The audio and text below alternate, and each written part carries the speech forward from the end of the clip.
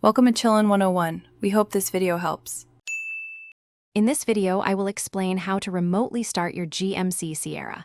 Before you begin, make sure your vehicle is a GMC Sierra model. Confirm that your key fob has the remote start button, which often looks like a circular arrow.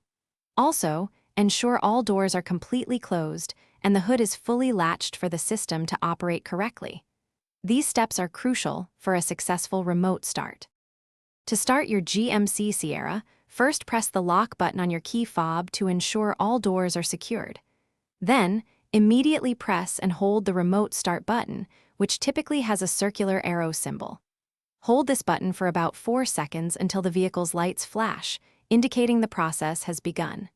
Your engine will then start and run for 10 minutes. If you need more time, you can extend the remote start by repeating the lock and remote start sequence. This will add another 10 minutes to the engine's run time. The total maximum remote run time is 20 minutes. To turn off the engine remotely at any point, simply press and hold the remote start button again until the parking lamps turn off. Keep in mind that the climate control system will automatically adjust the cabin temperature during remote start.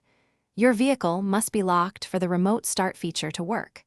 For safety, never use remote start in an enclosed area like a garage due to exhaust fumes. The typical range for your key fob's remote start is approximately 200 feet. Thanks for watching. Consider subscribing if we helped you.